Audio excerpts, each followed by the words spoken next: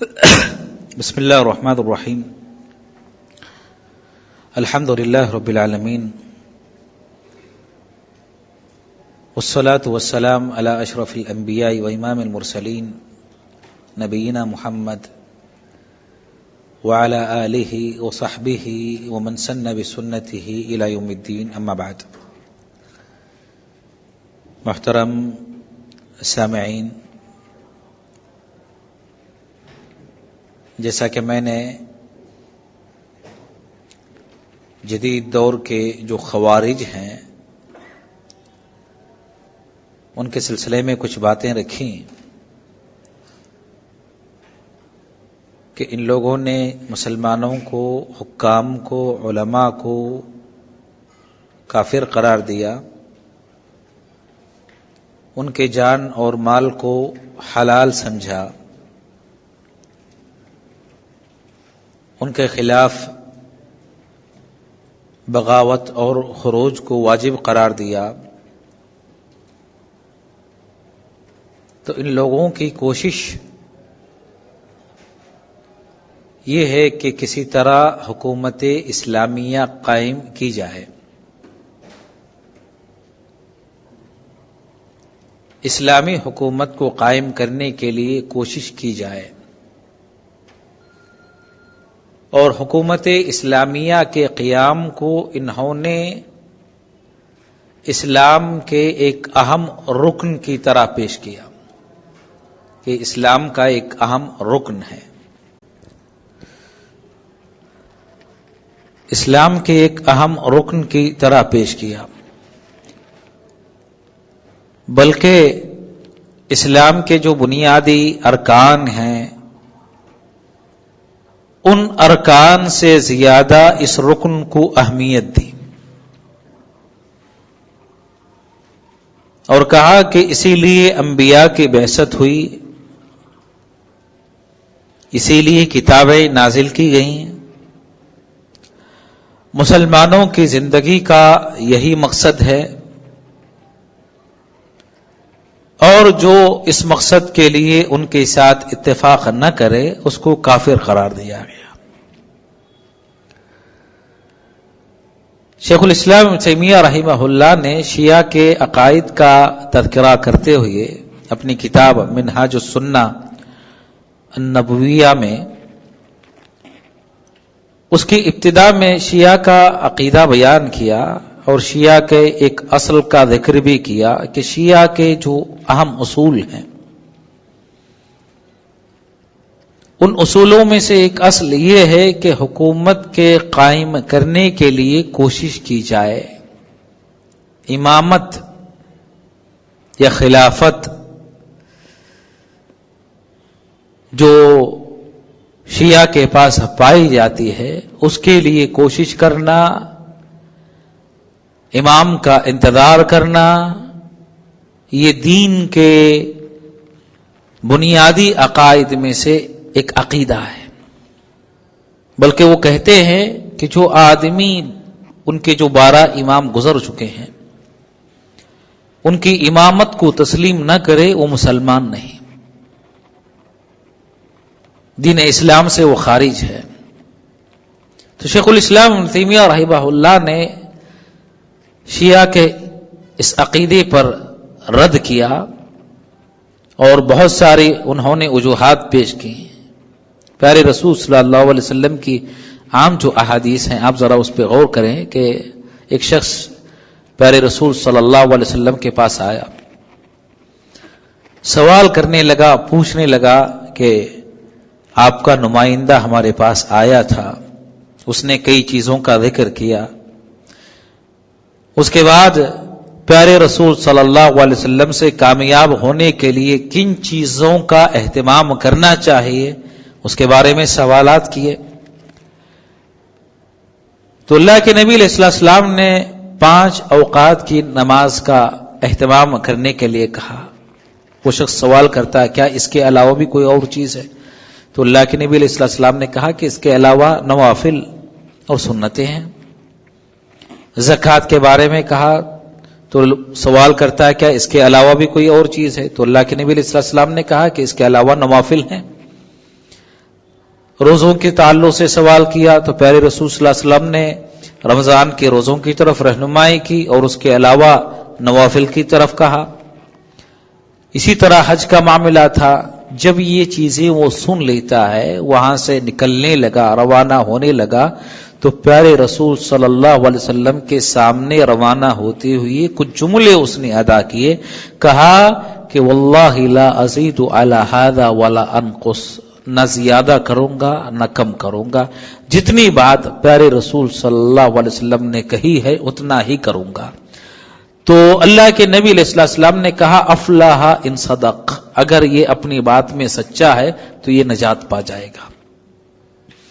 تو مسلمان کی نجات موقوف ہے عبادتوں پر. اگر وہ عبادت کے کام انجام دے دے نجات پا جائے گا، جنت میں داخل ہو جائے گا. پیارے رسول صلی اللہ علیہ وسلم نے امامت کا، حکومت کا تذکرہ اس انداز میں کہیں نہیں کیا ہے، اور نہ ہی اسلام کے اہم اراکین میں سے ایک رکن اس کو قرار دیا ہے.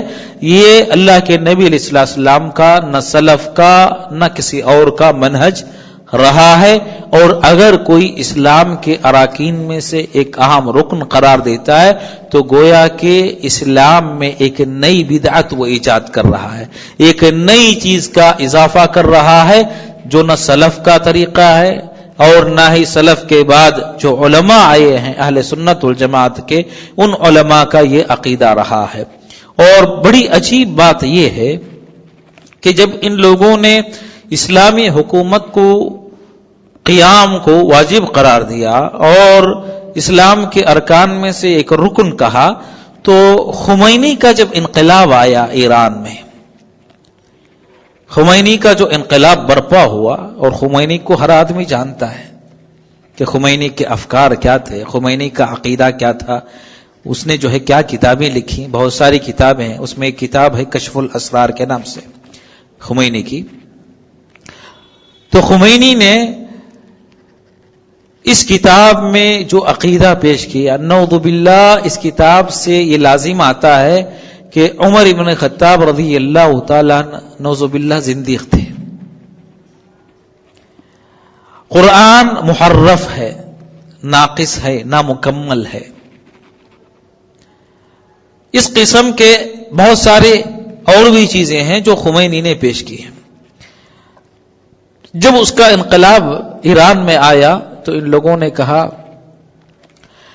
کہ الثورہ الایرانیہ ثورۃ اسلامیہ، کہ ایران کا جو انقلاب ہے وہ اسلامی انقلاب ہے، اس کی تائید کرنی چاہیے. یہی وجہ ہے کہ خمینی کا انقلاب واقع ہونے کے بعد جتنی زیارتیں ان لوگوں کی ایران کی ہوتی ہے، شاید حج اور عمرے کے لیے بھی وہ اتنی زیارتیں نہیں کرتے، اتنے اسفار نہیں کرتے جتنے اسفار ان لوگوں کے ایران کے ہوتے ہیں. بڑا عجیب تصور ہے. کون سا دین ہے ایران میں؟ کون سا اسلام ہے؟ جو لوگ صحابہ کو مرتد قرار دیں، قرآن مجید کو محرف قرار دیں، ام المومنین عائشہ صدیقہ رضی اللہ تعالی عنہا کو فی النار میں کہیں کہ وہ جہنمی ہیں، کیا یہ اسلام، یہ انقلاب یہ دنیا میں برپا کرنا چاہتا ہے؟ اس قسم کی حکومت دنیا میں قائم کرنا چاہتے ہیں، اور اس قسم کی حکومت کو قائم کرنے کے لیے احتجاجات وغیرہ کا سلسلہ دوبارہ شروع کرنا چاہتا ہے. اور اس کے نتیجے میں آپ دیکھیں کہ کتنا خون مسلمانوں کا بہایا جا رہا ہے، کتنے مسلمان قتل کیے جا رہے ہیں، جتنی جماعتیں ظاہر ہوتی ہیں. اور ایک اور بھی چیز میں بیان کروں، ان جماعتوں کا جو منہج ہے اس میں کام خفیہ طور پر ہوتا ہے، علی الاعلان کام کرنے کی ان لوگوں کے پاس استطاعت نہیں ہے، اور یہ اپنا کام علی الاعلان کرنا بھی نہیں چاہتے.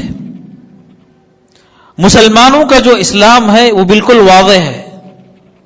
پیارے رسول صلی اللہ علیہ وسلم نے کہا تھا ترکتکم علی البیضاء لیلھا کنہارھا لا یزیغ عنھا الا ہالک، کہ میں واضح روشن چہرے پر تم کو روشن راستے پر چھوڑ کر جا رہا ہوں.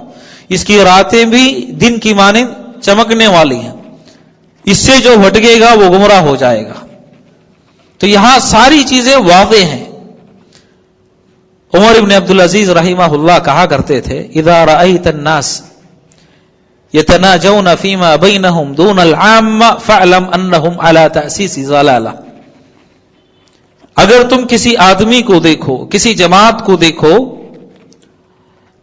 کہ وہ عام لوگوں کو چھوڑ کر خفیہ طور پر کوئی کام کر رہا ہے، خفیہ طور پر کسی چیز کی تبلیغ کر رہا ہے، خفیہ طور پر کچھ چیزیں لوگوں میں نشر کر رہا ہے، فعلم تو تم جان لو کہ وہ گمراہی کی بنیاد رکھ رہا ہے، گمراہی کا پرچار کر رہا ہے، گمراہی کی دعوت دے رہا ہے۔ کیوں؟ اسلام اپنی صحیح شکل میں اگر دنیا میں آ جائے تو اس سے زیادہ امن والا دنیا میں کوئی اور مذہب نہیں ہے، اس سے زیادہ معاشرے کو سکون فراہم کرنے والا کوئی اور دین نہیں ہے۔ اسلام عام ہونے سے امن قائم ہوگا، اطمینان معاشرے میں پیدا ہوگا، اور یہ جو دعوتیں ہیں خفیہ طور پر اپنی دعوتوں کو عام کرتے ہیں، خفیہ طور پر نوجوانوں کو اپنا شکار کرتے ہیں، خفیہ طور پر اپنی دعوت میں نوجوانوں کو شامل کرنا چاہتے ہیں، اسی لیے ان کے سارے کام خفیہ طور پر انجام پاتے ہیں۔ اور ایک بات بھی آپ دیکھ لیں، برائی کی نشانی بیان کرتے ہوئے پیارے رسول صلی اللہ علیہ وسلم نے کہا تھا، ما حاک فی صدرک وکرہت ان یطلع علیہ الناس۔ برائی وہ ہے جو تمہارے دل میں کھٹکے اور تم اس بات کو ناپسند کرتے ہو کہ کوئی اس کو جان پائے، کوئی تمہاری اس برائی کو جان لے۔ اگر تم اس کو ناپسند کرتے ہو تو یہ برائی ہے۔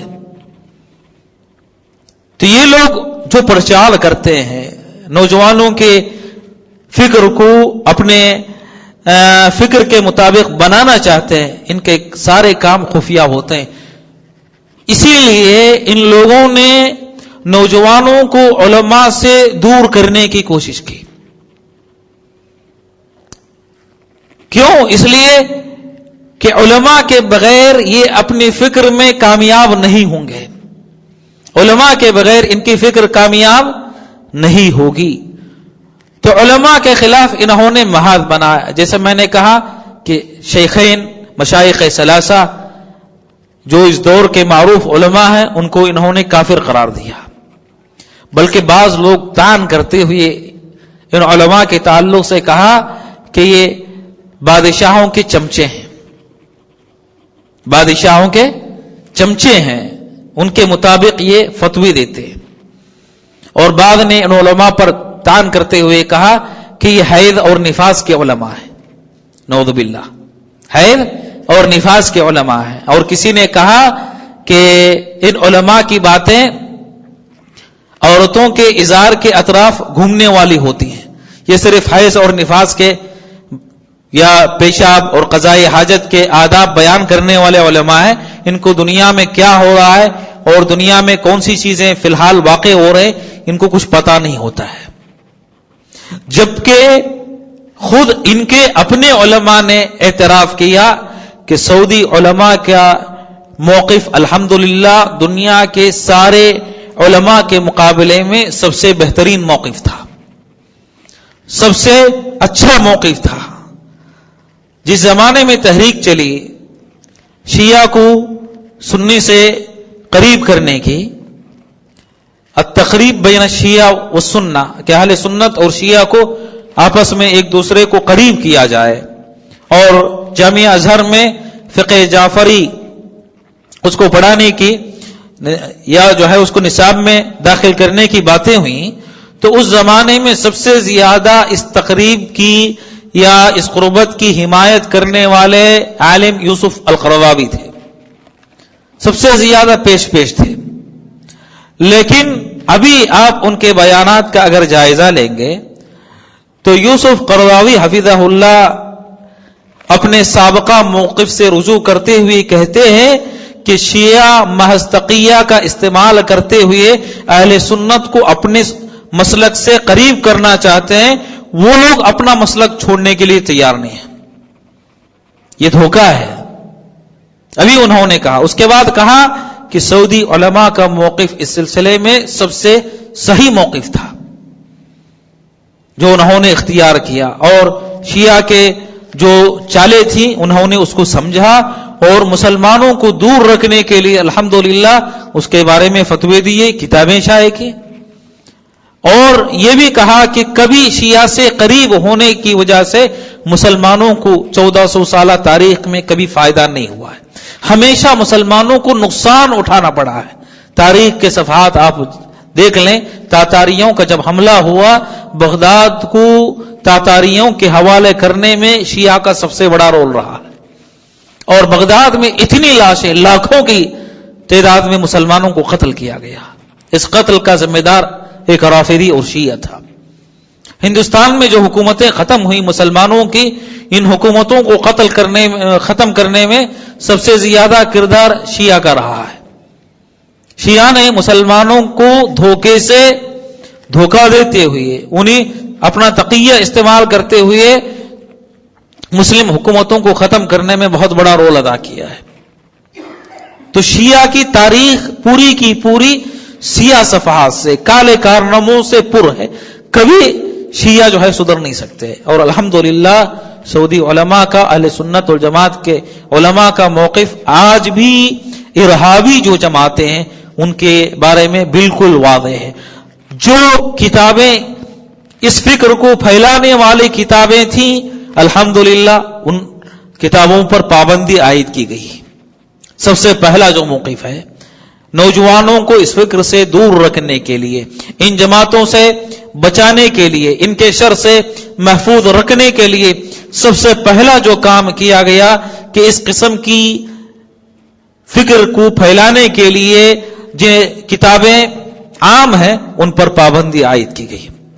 اس کے بعد الحمدللہ علماء کی جانب سے رسمی طور پر, غیر رسمی طور پر جامعات میں اور غیر جامعات عوامی سطح پر, ہر سطح پر ان جماعتوں, ان گروہ, چاہے وہ داعش ہو, حزب التحریر ہو, جماعت التکفیر والہجرہ ہو, اخوان المسلمون ہو, یا اس قسم کی جو جماعتیں ہیں ان کے خلاف الحمدللہ فتوی دیے گئے, فتوے جاری کیے گئے کہ یہ جماعتیں دہشت گردی کی تعلیم دیتے ہیں, نوجوانوں کو دہشت گردی کی طرف بلاتی ہیں, اور اس کے نتیجے میں آج آپ دیکھ لیں دنیا میں جو بھی مارے جاتے ہیں, جو بھی قتل کیے جاتے ہیں, سارے قتل کیے جانے والے مسلمان ہیں.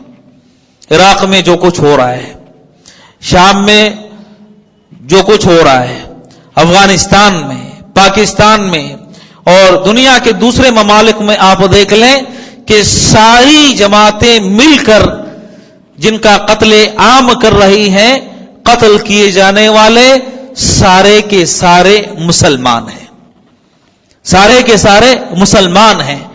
بلکہ یہ بھی ثابت ہو چکا ہے کہ ان جماعتوں کو قائم کرنے والے, ان جماعتوں کی تمویل کرنے والے, ان جماعتوں کو اسلحہ فراہم کرنے والے, اس کے پیچھے شیعہ اور روافض کا بہت بڑا ہاتھ ہے.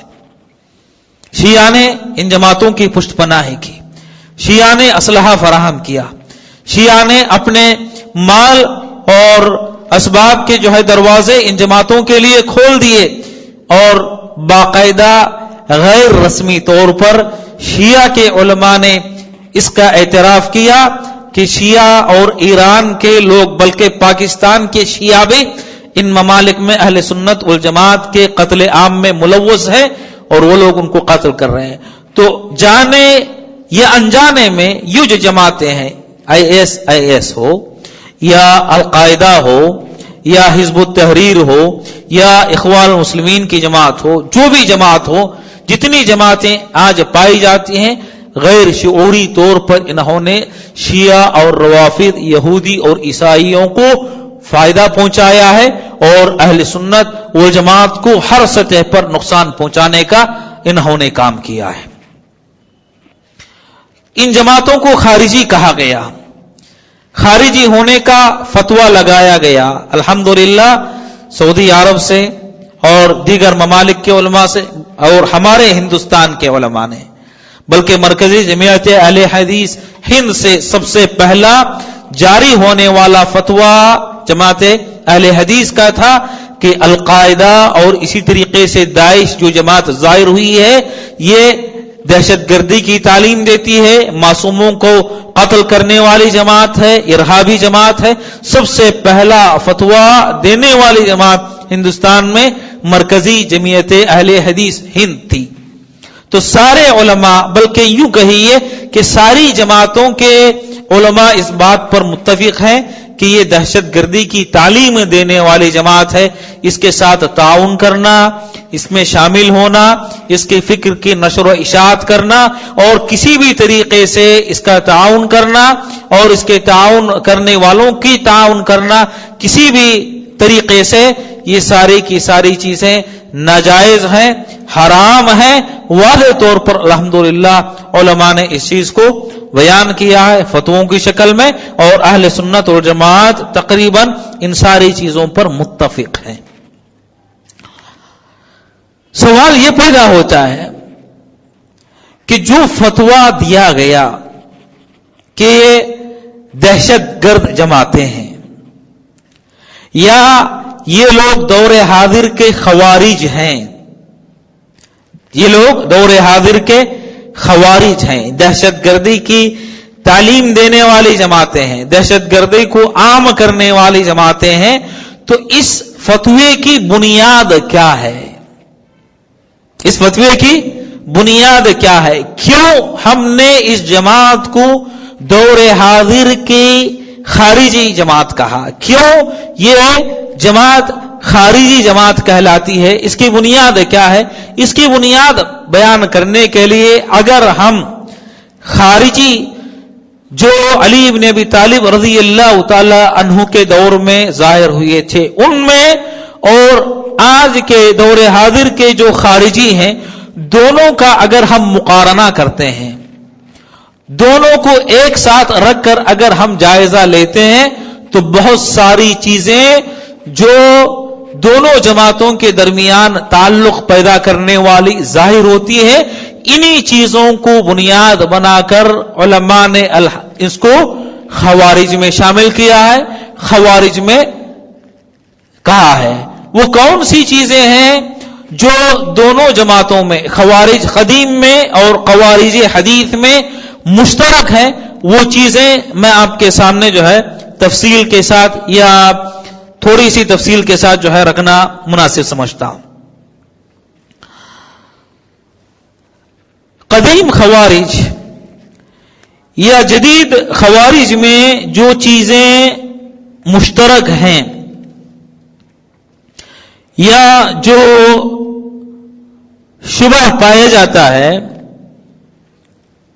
मुशाबहत पाई जाती है, उसमें से सबसे पहली जो चीज है, खवारिज कदीम ने अपने खुरूज की बुनियाद एक कलीमे पर रखी थी, इनिल हुक्मु इल्ला लिल्लाह, इनिल हुक्मु इल्ला लिल्लाह।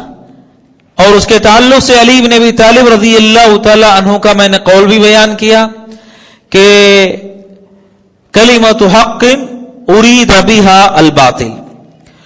दौर जदीद के जो खवारिज हैं, इसी तरह की इबारत, इसी से मिलती जुलती इबारत पर उन्होंने अपनी फिक्र की बुनियाद रखी।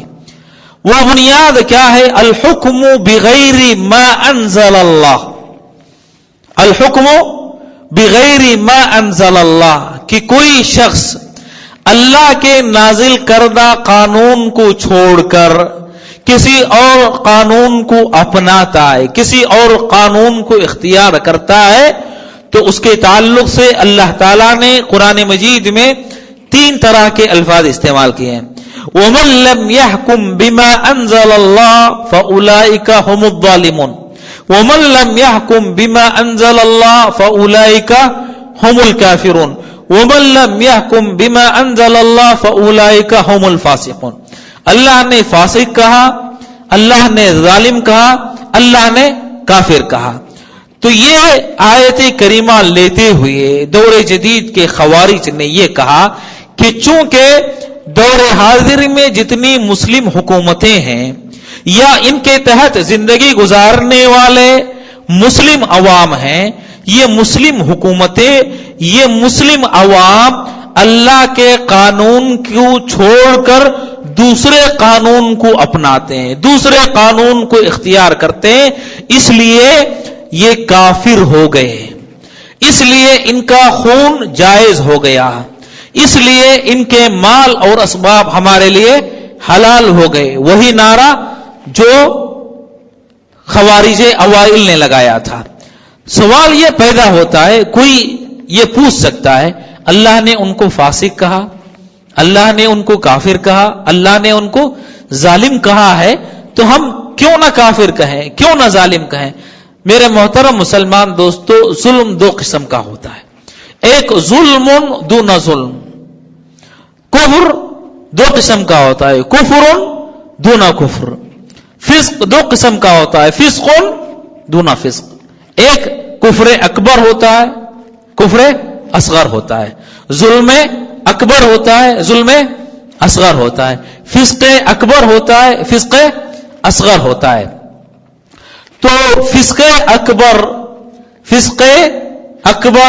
کفر اکبر، ظلم اکبر یہ کافروں کے لیے کہا جاتا ہے، ظلم اصغر، کفر اصغر یا فسق اصغر یہ مسلمانوں کے لیے استعمال کیا جاتا ہے، یہ کافر تک یا کفر تک اس کا درجہ نہیں پہنچتا۔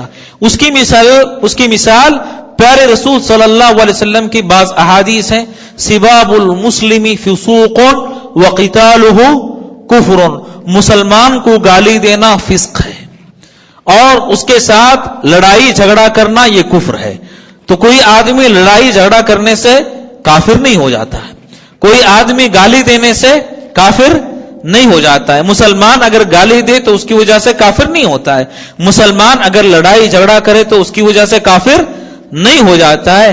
تو یہ دلیل ہے اس بات کے لیے کہ کفر کی دو قسمیں، ایک اکبر ایک اصغر، ظلم کی دو قسمیں، ایک اکبر دوسرا اصغر، فسق کی دو قسمیں، ایک اکبر ایک اصغر۔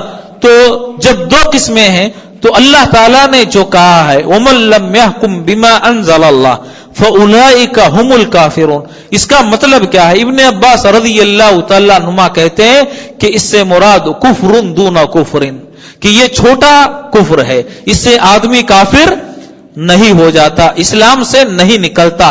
کب تک؟ جب تک کہ وہ ان قوانین کو اللہ کے نازل کردہ قوانین سے بہتر نہ سمجھے۔ اگر کوئی مسلمان یہ کہتا ہے کہ دنیاوی لوگوں کے بنائے ہوئے قوانین اللہ کے نازل کردہ قوانین سے بہتر ہیں، اچھے ہیں، اگر کوئی اس قسم کی بات کرتا ہے تو یہ کفر اکبر ہے، بڑا کفر ہے۔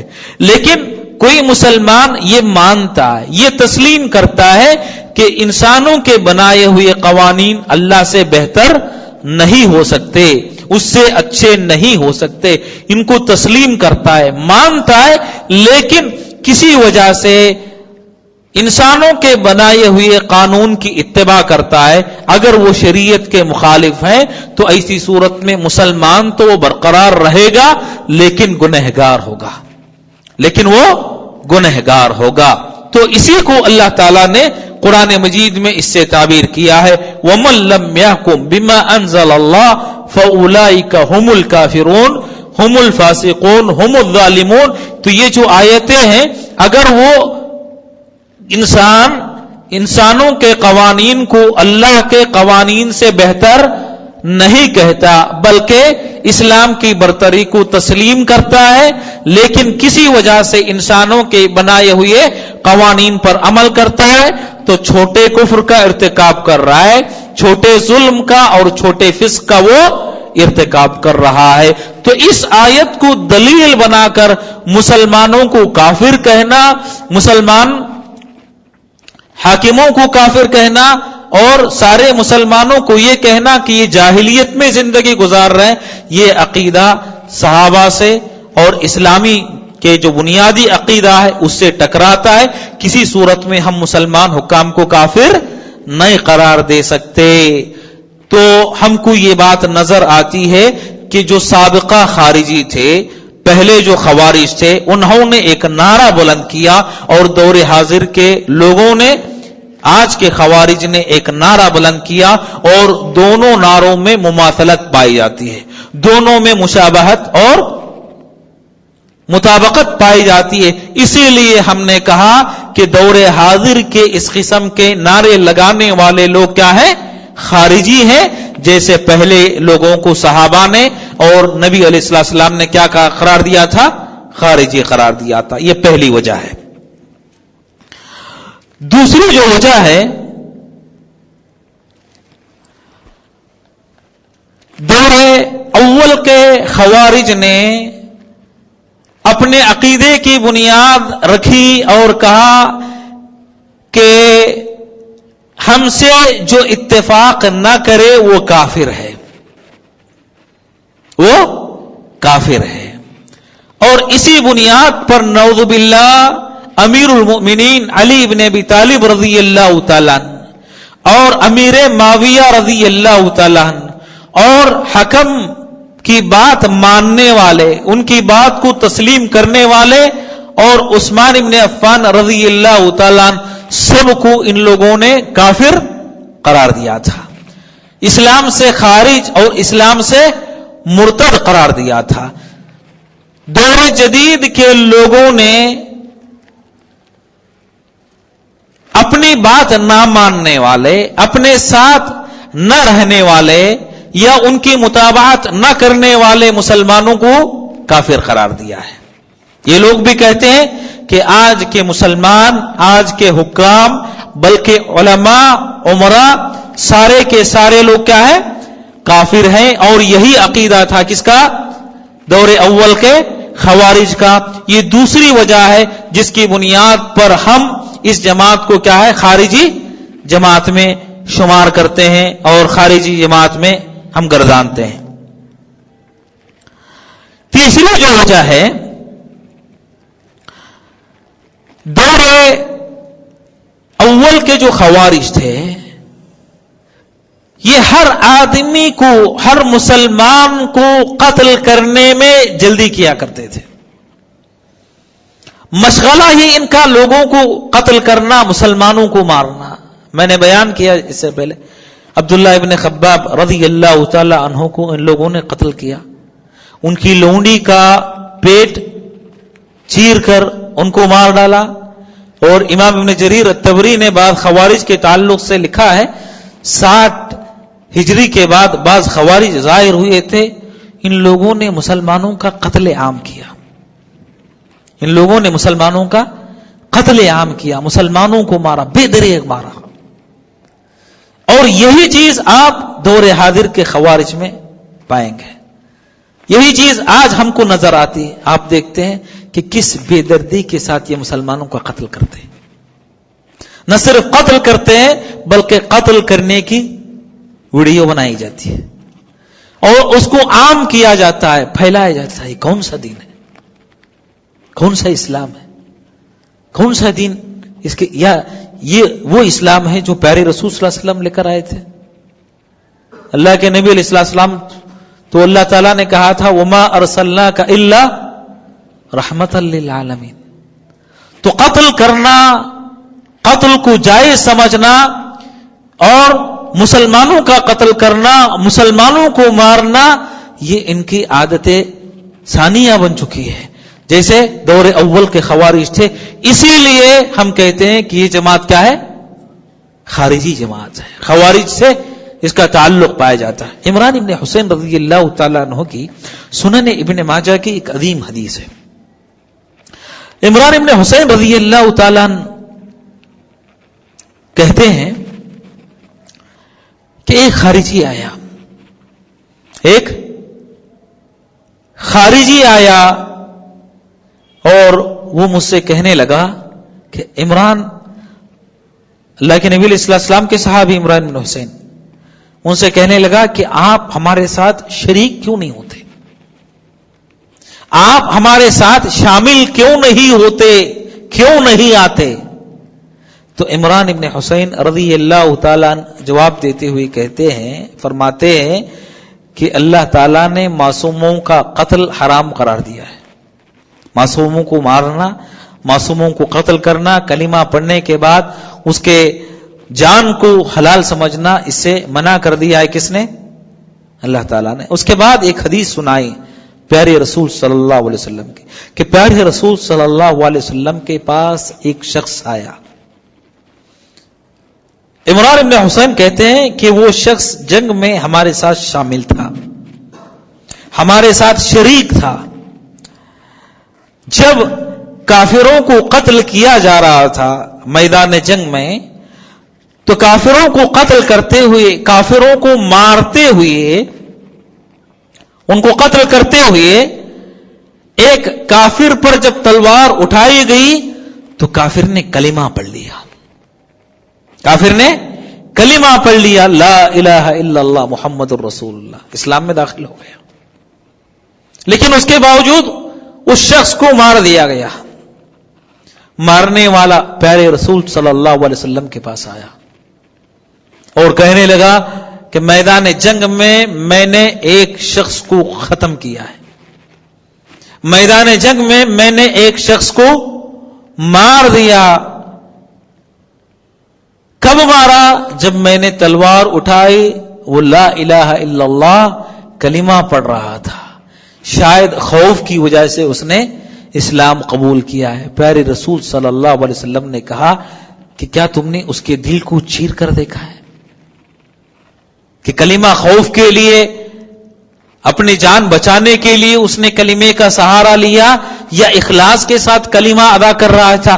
کیا تم نے اس کے دل کو چیر کر دیکھا ہے؟ تو آدمی کہنے لگا اگر میں اس کے دل کو چیر دیتا تب مجھے پتا چلتا کہ اس نے خوف سے کہا ہے یا اخلاص کے ساتھ کہا ہے۔ اللہ کے نبی علیہ السلام نے اس آدمی سے اعراض کر لیا۔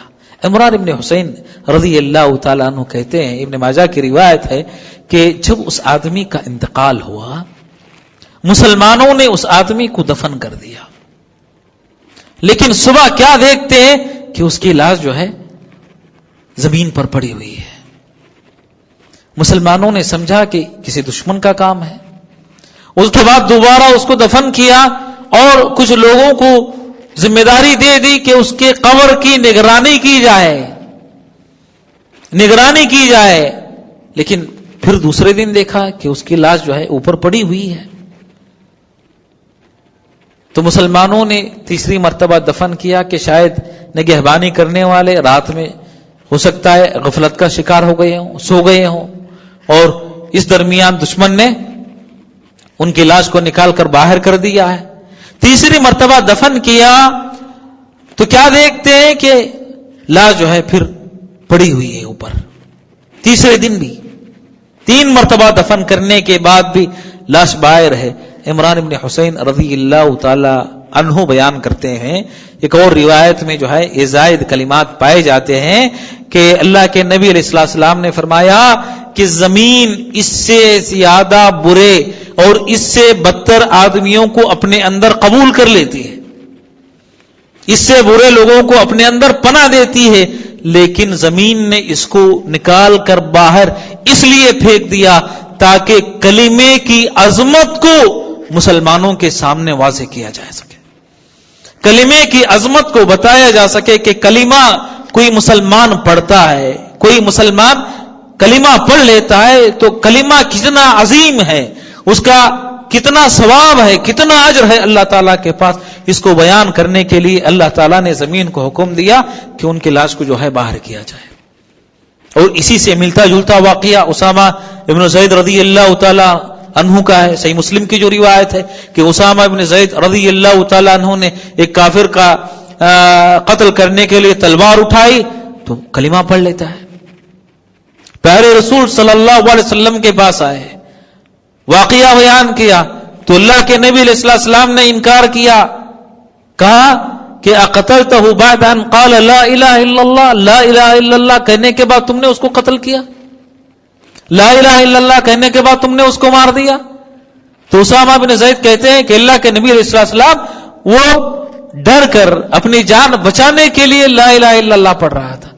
پیارے رسول صلی اللہ علیہ وسلم نے کہا ہلا شققت عن قلبی، تم نے اس کے دل کو کیوں نہیں چیرا تاکہ تم دیکھتے کہ قتل سے بچنے کے لیے لا الہ الا اللہ اس نے پڑھا ہے یا اخلاص کے ساتھ اس نے پڑھا ہے؟ نبی صلی اللہ علیہ وسلم بار بار یہی کہہ رہے تھے فکیف تفعل اذا جاء بلا الہ الا اللہ، قیامت کے دن اللہ کو کیا جواب دو گے اگر وہ لا الہ الا اللہ کے ساتھ آئے؟ اللہ کو کیا جواب دو گے؟ اسامہ ابن زید رضی اللہ تعالیٰ عنہ بار بار یہ کلمہ پیارے رسول صلی اللہ علیہ وسلم کے زبانی سننے کے بعد کہتے ہیں کہ میں خواہش کرنے لگا کہ کاش میں آج ہی مسلمان ہوا ہوتا، آج ہی اسلام میں داخل ہوا ہوتا۔ یہی وجہ ہے کہ جو جنگیں واقع ہوئیں علی ابن ابی طالب رضی اللہ تعالیٰ عنہ اور دیگر صحابہ کے درمیان، اسامہ ابن زید رضی اللہ تعالیٰ عنہ ان جنگوں میں شامل نہیں تھے، ان جنگوں میں شریک نہیں تھے۔ سعد ابن ابی وقاص رضی اللہ تعالیٰ عنہ کے پاس کچھ لوگ آئے، انہوں نے کہا کہ آپ ان جنگوں میں شریک نہیں ہیں، ان جنگوں میں شامل نہیں ہیں، کیوں شریک نہیں، کیوں شامل نہیں؟ تو کہا کہ میں اسامہ ابن زید رضی اللہ تعالیٰ عنہ کو دیکھ رہا ہوں، اگر وہ شامل ہوتے تو میں بھی ان کے ساتھ شامل ہو جاؤں گا، اگر وہ شامل نہیں ہوتے تو میں بھی ان کے ساتھ شامل نہیں ہوں گا۔ کیوں؟ اس لیے کہ اللہ کے نبی علیہ السلام سے یہ کلمات سننے کے بعد کبھی انہوں نے کسی مسلمان کو قتل نہیں کیا، کسی مسلمان کو نہیں مارا، بلکہ سعد ابن ابی وقاص رضی اللہ تعالیٰ نے یہاں تک کہا کرتے تھے کہ اگر تم چاہتے ہو کہ کسی مسلمان کو مارنے کے لیے میں تمہارے ساتھ شامل ہو جاؤں، شریک ہو جاؤں، تو ایسی تلوار مجھے لا کر دو جس کی دو آنکھیں ہوں، جس کی زبان ہو اور زبان سے بتائے کہ کون حلال الدم ہے اور کون حرام الدم ہے، کس کا خون حلال ہے کس کا خون حرام ہے، وہ تلوار مجھے بتائے تاکہ جس کا خون حلال ہے اس کو قتل کر سکوں اور جس کا خون حرام ہے اس سے بچ سکوں۔ کیسے مجھے پتا چلے گا؟ صحابہ اتنی احتیاط کیا کرتے تھے، اور لوگ مسلمانوں کو قتل کرنے میں، مسلمانوں کو مارنے میں اور ان کے خون کو بہانے میں یہ لوگ اتنے جری ہیں، اتنے جرأت مند ہیں کہ سینکڑوں کی تعداد میں مسلمانوں کو آج قتل کرتے ہیں۔ یہی کس کا منہج تھا؟ خوارج کا منہج تھا۔ خوارج نے مسلمانوں کو قتل کرنے کو اپنا وتیرہ بنا لیا تھا، اور آج کے دور حاضر کے خوارج مسلمانوں کو قتل کرنے کو اپنی عادت اور اپنا وتیرہ بنا لیے ہیں۔ اسی لیے ہم کہتے ہیں کہ ان کا جو منہج ہے یہ کس کا منہج ہے؟ خوارج کا منہج ہے۔ چوتھی وجہ جس کی بنیاد پر ہم دور حاضر کے خوارج کو خارجی کہتے ہیں کہ سابقہ جو خارجی تھے، خوارج کی جو جماعت تھی وہ اہل ذمہ، اہل الذمہ یعنی مسلمانوں کی حکومتوں میں زندگی گزارنے والے کافر جو اپنے جان اور مال کی حفاظت کے بدلے میں جزیہ ادا کرتے تھے، ان کو اہل ذمہ کہا جاتا ہے۔ تو اہل ذمہ کو قتل کرنے کو وہ لوگ جائز سمجھتے تھے۔ کون؟ سابقہ خارجی، پہلے زمانے میں جو خارجی پائے جاتے تھے یا جو خوارج موجود تھے، انہوں نے اہل ذمہ کے قتل کو حلال سمجھ لیا تھا، جائز سمجھ لیا تھا۔ عائشہ صدیقہ رضی اللہ تعالی عنہا کی مسند احمد میں روایت ہے جس کو علامہ البانی رحمہ اللہ نے صحیح قرار دیا ہے،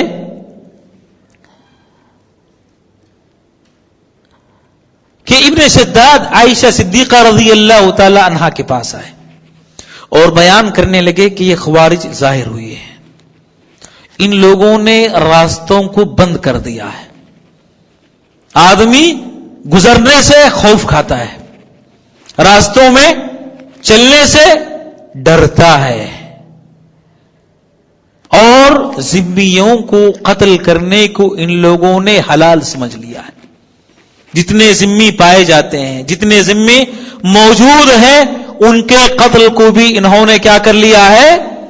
جائز قرار دیا ہے، جائز سمجھ لیا ہے۔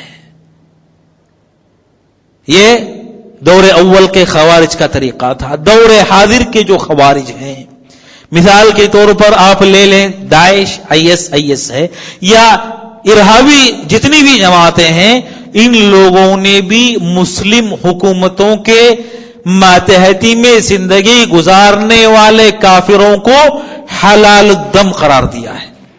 یہ کہا کہ ان کا خون بہانا جائز ہے، ان کو قتل کرنا حلال ہے، حتیٰ کہ وہ زائر جو مسلم حکومتوں سے ویزا حاصل کر کے ان حکومتوں کی زیارت کے لیے آتے ہیں، ان لوگوں نے ان کو بھی قتل کرنا جائز قرار دیا، چاہے وہاں کے عیسائی یہودی اصلی باشندے، مصر میں بہت سے عیسائی یہودی رہتے ہیں، شام میں کچھ عیسائی اور یہودی رہتے ہیں، عراق میں کچھ غیر مسلم جو ہے بستے ہیں، تو ان کے قتل کو یہ لوگ جائز سمجھتے ہیں۔ بلکہ انہوں نے اپنی بعض کتابوں میں اس بات کی صراحت کی کہ دور حاضر میں جتنے انسان ہیں ان کی 4 قسمیں ہیں۔ دور حاضر میں جتنے انسان پائے جاتے ہیں ان کی 4 قسمیں ہیں۔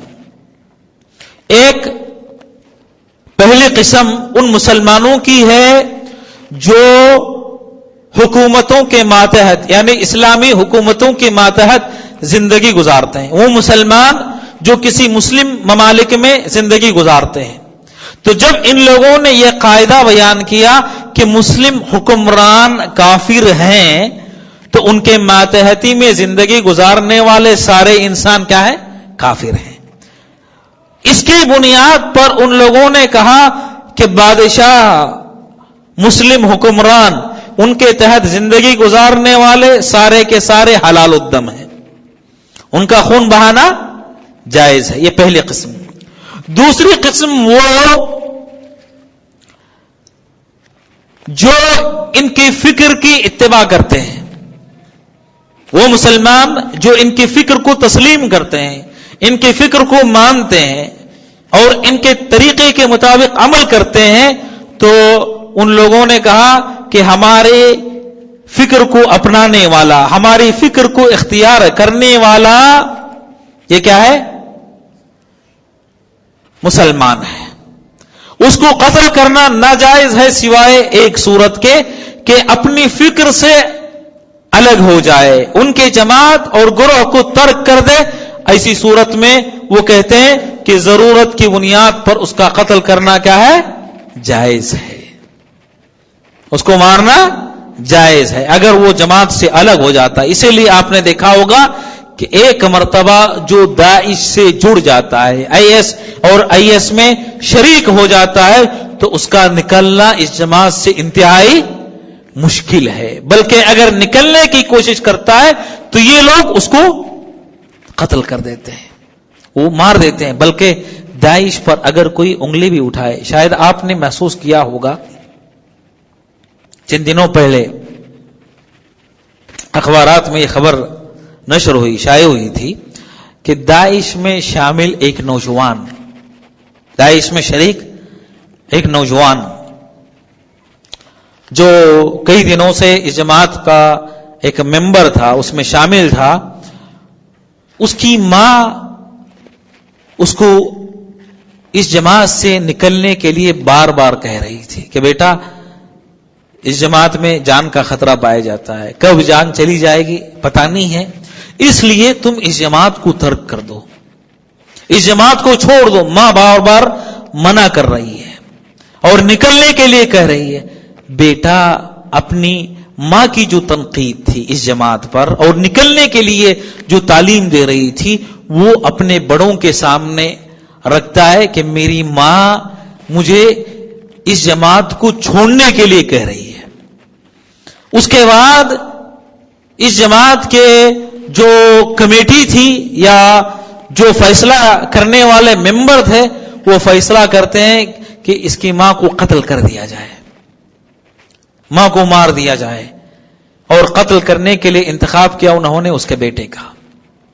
بیٹے سے کہا گیا کہ تم دین کے لیے اور اسلام کی سربلندی کے لیے اپنی ماں کو قتل کر دو، اپنی ماں کو مار دو، جمع کیا جاتا ہے، سارے لوگ اکٹھا ہوتے ہیں، پورے بھرے مجمع میں بیٹا اپنی ماں کو قتل کرتا ہے اور اس کی ویڈیو بنا کر وہ عام کی جاتی ہے، نشر کر جاتی ہے۔ اس سے بڑھ کر شقاوت قلبی، سنگدلی یا سختی کوئی اور ہو سکتی ہے کہ ایک بیٹا اپنی ماں کو مار رہا ہے، اپنی ماں کو قتل کر رہا ہے؟ یہ کون سا دین ہے، کون سا طریقہ؟ پیارے رسول صلی اللہ علیہ وسلم کے پاس ایک شخص آیا، جہاد میں شامل ہونے کی اجازت طلب کرنے لگا، اجازت مانگنے لگا۔ نبی صلی اللہ علیہ وسلم نے منع کر دیا، کہا کہ اگر ماں اجازت نہیں دیتے تو اسی صورت میں تم اپنے والدین کے پاس چلے جاؤ، ان کی خدمت کرو، یہی تمہارا جہاد ہے۔ ماں باپ کی خدمت کرنا یہی تمہارا جہاد ہے، اسلام کی تعلیم ہے، اور یہ شخص اپنی ماں کو قتل کر رہا ہے۔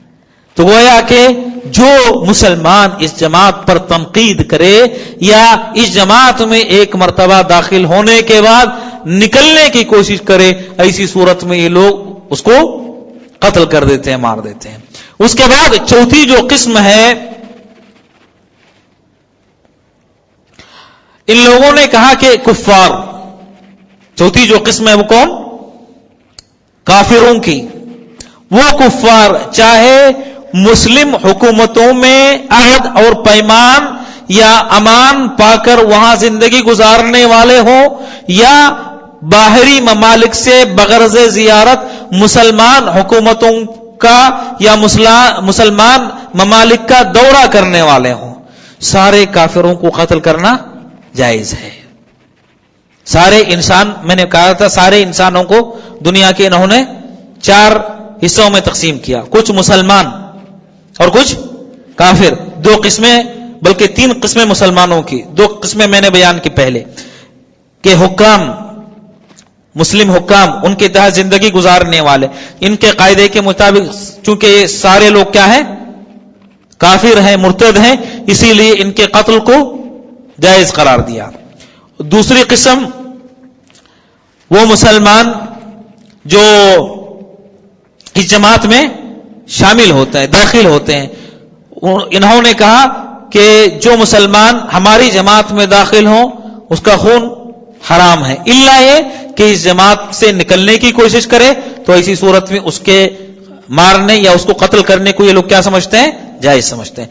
تیسرے کافر، وہ کافر چاہے اسلامی حکومتوں میں زندگی گزارنے والے کافر ہوں ذمی کی شکل کے، یا دوسرے ممالک سے بغرض زیارت اسلامی ممالک کا دورہ کرنے کے لیے، سیاحت کے لیے یا کسی اور غرض سے اسلامی ممالک میں آئے ہوئے کافر، ان لوگوں کو مارنا ان لوگوں نے جائز قرار دیا، کہا کہ سارے کافروں کو مارنا کیا ہے؟ جائز ہے۔ یہ تیسری قسم ہو گئی۔ چوتھی قسم وہ مسلمان جن کو نہ حکمرانوں سے کوئی تعلق ہے اور نہ ہی کسی اور سے کوئی تعلق، عام طور پر زندگی گزارنے والے، جیسے آپ دیکھیں گے بچے ہیں، جیسے بوڑھے ہیں مسلمانوں میں، اور جیسے عورتیں ہیں، ان کو کوئی غرض نہیں ہے، کوئی مطلب نہیں کون سی حکومت برقرار رہتی ہے، بچے کو کیا معلوم، بوڑھی عورتوں کو کیا معلوم، بوڑھے جو بڑھاپے کی عمر کو پہنچنے والے مسلمان ہیں ان کو کیا پتا ہے۔ کہا کہ تیسری قسم کے مسلمان یعنی بچے، بوڑھے اور عورتوں کو مارنا بھی جائز ہے۔ عورتوں کو قتل کرنا، بچوں کو مارنا، بوڑھوں کو مارنا بھی جائز ہے، یعنی انہوں نے اپنا جو مقصد بنا لیا ہے اس مقصد کی تکمیل کے لیے جس کو بھی قتل کرنا پڑے، یہ لوگ اس کے قتل کو کیا سمجھتے ہیں؟ جائز سمجھتے ہیں، حتیٰ کہ عورتیں، بوڑھے اور بچے ان کو بھی قتل کرتے ہیں۔ اور میں نے بیان کیا اس سے پہلے کہ سابقہ خوارج کا یہی منہج تھا اور دور حاضر کے خوارج کا یہی منہج ہے، اس لیے اس جماعت پر کیا ہے؟ خوارج کا حکم لگایا گیا ہے۔ ایک اور وجہ ہے ان لوگوں پر خوارج کا جو حکم لگایا گیا ہے، سابقہ جو خوارج تھے ان خوارج نے اپنے آپ کو مسلمان نوجوانوں کو علماء سے دور کرنے کی کوشش کی. اپنی جماعت کے جو افراد ہیں ان کو اور عام مسلمانوں کو مسلم علماء پر طعن کرتے ہوئے نوجوانوں میں اور علماء میں خلیج پیدا کرنے کی کوشش کی. اسی لیے آپ دیکھتے ہیں ابن عباس رضی اللہ تعالی عنہما جب مناظرہ کرنے کے لیے آئے تو خوارج نے کہا کہ ان سے بات مت کرو، یہ ایسی قبیل کے لوگ ہیں جن کے بارے میں اللہ تعالیٰ نے کہا بل ہم قوم خصیمون، بلکہ یہ جھگڑالو قوم ہے، جھگڑا کرنے والی قوم کے لوگوں میں سے ہے، اس لیے ان کے ساتھ گفتگو نہ کرو، ان کے ساتھ بات چیت نہ کرو. تو علماء اور نوجوانوں میں دوری پیدا کرنے کے لیے خوارج جو پہلے زمانے میں پائے جاتے تھے انہوں نے اس بات کی کوشش کی، کیونکہ علماء جب تک پائے جائیں گے تب تک خوارج کی فکر نہیں پھیلے گی، اسی لیے یہ دوری پیدا کرنے کی کوشش کی. دور حاضر کے جو خوارج ہیں انہوں نے یہی طریقہ اپنایا، یہی طریقہ انہوں نے بھی اختیار کیا کہ نوجوانوں میں اور علماء میں دوری پیدا کر دی جائے. اس کے لیے انہوں نے علماء پر کیا کیا؟ طعن کیا، حیض اور نفاس کے علماء سے تعبیر کیا، بادشاہوں کے چمچے سے انہوں نے تعبیر کیا. اس قسم کی تعبیرات کے استعمال کا مقصد یہ تھا کہ کسی طرح نوجوان علماء سے دور ہو جائے اور علماء سے دور ہونے کے نتیجے میں ان کے جو افکار ہیں، ان کی جو فکر ہے اس کو اپنا کر ان کی جماعت میں کیا ہے؟ شامل ہو جائے.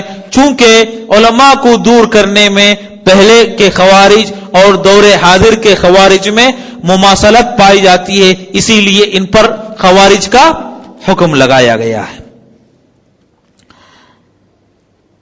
ایک اور وجہ ہے جس کی بنیاد پر دور حاضر کے خوارج کو خوارج سے تعبیر کیا گیا ہے جماعتوں کو. آپ دیکھیں گے کہ سابقہ جو خوارج تھے ان کی اپنی جماعت میں کوئی عالم موجود نہیں تھا. ایک تو علماء اہل سنت والجماعت پر طعن کرنا، دوسری جو چیز ہے چھٹی وجہ کہ ان کی اپنی جماعت میں کوئی عالم موجود نہیں تھا. اسی لیے جب ابن عباس رضی اللہ تعالی عنہما ان کے ساتھ بات چیت کرنے کے لیے جب آئے تو ان لوگوں میں دیکھا، ان لوگوں میں دیکھنے کے بعد کہا کہ مجھے تم میں کوئی عالم نظر نہیں آتا، تم میں کوئی عالم نظر نہیں آتا، کوئی عالم دکھائی نہیں دے رہا ہے. تو بالکل اسی طرح دور حاضر کے خوارج میں آپ کو کوئی عالم نظر نہیں آئے گا، کوئی عالم نہیں ملے گا. بغیر علماء کے یہ لوگ فیصلے کرنے والے، یہ لوگ فتوے لگانے والے، یہ لوگ اپنی جماعتوں کو چلانے والے ہیں، اسی لیے آپ کو ان میں کوئی عالم نظر نہیں آتا. تو چونکہ اس چیز میں خوارج اوائل سے مماثلت پائی جاتی ہے، اس لیے ان جماعتوں اور ان گروہوں پر ہم نے یا علماء نے فتویٰ لگایا کہ یہ خارجی جماعت ہے. اسی طریقے سے جو چیز ان میں اور جدید خوارج میں مشابہت کی یا مماثلت کی پائی جاتی ہے، اس میں سے ایک چیز یہ بھی ہے کہ آپ دیکھیں گے دور جدید کے یا دور قدیم کے جتنے خوارج تھے، خارجی جو جماعت تھی، اللہ کے نبی علیہ السلام نے ان کی صفتیں، ان کے اوصاف بیان کرتے ہوئے کہا کہ حدثاء الاسنان، بالکل نوعمر، کم عمر کے لوگ. اسی لیے آپ دیکھیں گے کہ پختہ عمر کا، جس کے پاس وقار ہو، سنجیدگی ہو، اس قسم کے عمر کے افراد قدیم دور میں خوارج میں نہیں پائے جاتے تھے. کسی کی عمر 35 سال، کسی کی 30 سال، بالکل نو عمر کے نوجوان تھے جو قدیم دور میں خوارج میں پائے جاتے تھے. اور دور جدید میں آپ اگر خوارج کا جائزہ لیں گے تو اسی قسم کے ہم کو لوگ نظر آتے ہیں. کسی کی عمر 18 سال، کسی کی عمر 20 سال، کسی کی 25 سال، کسی کی 30 سال، بالکل نوجوان. جو اوصاف اللہ کے نبی علیہ السلام نے خوارج کے بیان کرتے ہوئے حدیث میں جو صفت بیان کی تھی، اسی صفت کے لوگ سابق میں بھی پائے جاتے تھے اور دور حاضر میں بھی پائے جاتے ہیں. اسی کو بنیاد بنا کر علماء نے کہا کہ یہ خارجی ہیں. پیارے رسول صلی اللہ علیہ وسلم کی حدیث حدثاء الاسنان، حدثاء الاسنان اس کا مطلب یہ ہے کہ کم عمر کے لوگ، نو عمر لوگ، بالکل نوجوان، 20 سال، 25 سال، 30 سال کے عمر کے جو نوجوان پائے جاتے ہیں وہ زیادہ تر آپ کو اس جماعت میں نظر آئیں گے. اسی لیے جو دور جدید میں ان جماعتوں کے اوپر جو ہے خوارج کا حکم لگایا گیا ہے.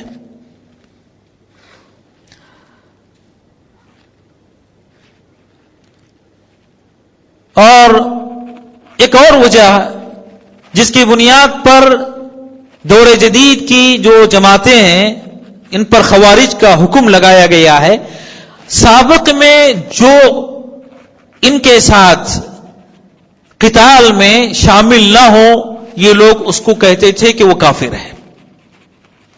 دور حاضر میں بھی ان کی جماعت کے ساتھ جو شامل نہ ہو، جو شریک نہ ہو، اس کو کیا کہتے ہیں لوگ؟ کافر کہتے ہیں. سابق میں بھی وہی منہج اور لاحق یعنی دور جدید میں بھی وہی منہج. چونکہ یہاں بھی مماثلت پائی جاتی ہے اس لیے ان کو خارجی کہا جاتا ہے.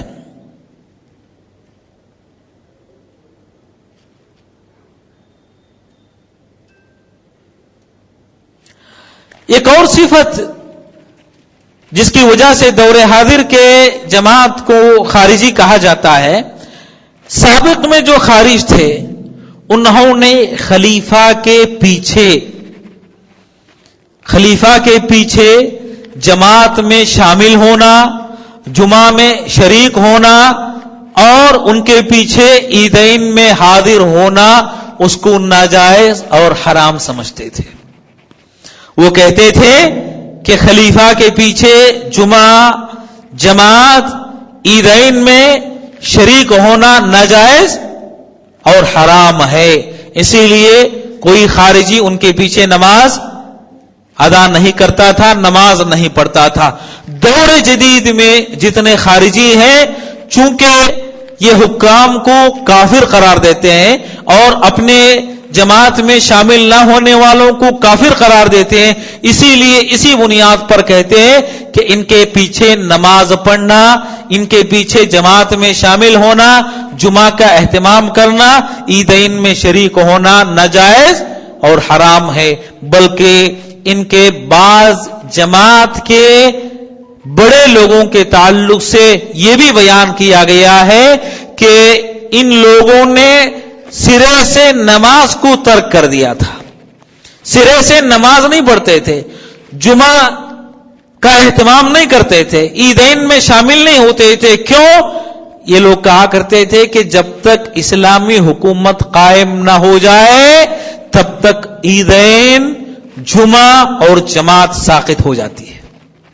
اسلامی حکومت کے بغیر عیدین، جمعہ اور جماعت یہ کیا ہو جاتی ہے؟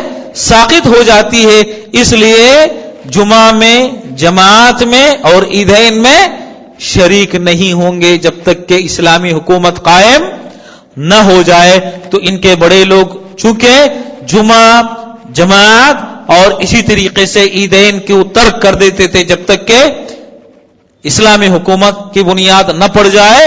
تو چونکہ یہ جو فعل ہے ان کا پہلے کے خوارج کے مماثل ہے، اس میں مشابہت پائی جاتی ہے، اسی لیے علماء نے ان لوگوں کو خارجیوں سے تعبیر کیا ہے یا خارجی کا حکم لگایا ہے.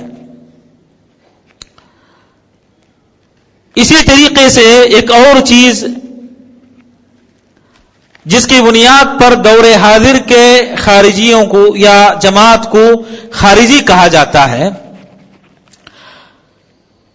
علی ابن ابی طالب رضی اللہ تعالی عنہ کے زمانے میں جو خوارج ظاہر ہوئے، جو خوارج نکلے، یہ جو خارجی تھے، یہ سارے کے سارے خارجی امر بالمعروف اور نہی عن المنکر کو بنیاد بنا کر انہوں نے اپنے کام کا آغاز کیا. کس کو بنیاد بنا کر؟ امر بالمعروف اور نہی عن المنکر کو. انہوں نے کہا کہ ہم حکام پر اعتراض کرتے ہیں تو ہمارا مقصد یہ ہے کہ ہم بھلائیوں کا حکم دیں اور جن برائیوں میں ملوث ہیں ان سے منع کرے، ان سے روکے. اسی کو بنیاد بنا کر انہوں نے اپنے کام کا آغاز ہوا، جس کا نتیجہ خروج تک جا پہنچا. دور حاضر کے جو لوگ ہیں ان کا بھی یہی کہنا ہے کہ ہم امر بالمعروف اور نہی عن المنکر کا فریضہ انجام دے رہے ہیں. یعنی بادشاہ، حکام مسلمانوں کو امر کا حکم دے رہے ہیں اور جو منکرات ہیں، جو غلط چیزیں ہیں اس سے منع کر رہے ہیں، اس سے روک رہے ہیں. اس سے منع کرتے ہوئے، اس سے روکتے ہوئے ہم نے بادشاہوں کے خلاف کلام کیا. کلام کرتے کرتے معروف کا حکم دیتے، منکر سے روکتے روکتے نتیجہ کیا ہوتا ہے کہ انسان علی العنان لوگوں کے سامنے حکام کی برائیاں بیان کرتا ہے. اس کا نتیجہ کیا ہوگا؟ حکام کے خلاف مسلمانوں کے ذہن بنیں گے، ایک جماعت پیدا ہوگی، خروج ہوگا، بغاوت ہوگی، ہتھیار اٹھائیں گے، خون خرابہ ہوگا، فتنہ اور فساد روئے زمین پر پھیلے گا. کہاں سے آغاز ہوا؟ امر بالمعروف اور نہی عن المنکر کو بنیاد بنا کر اس کام کا آغاز ہوتا ہے.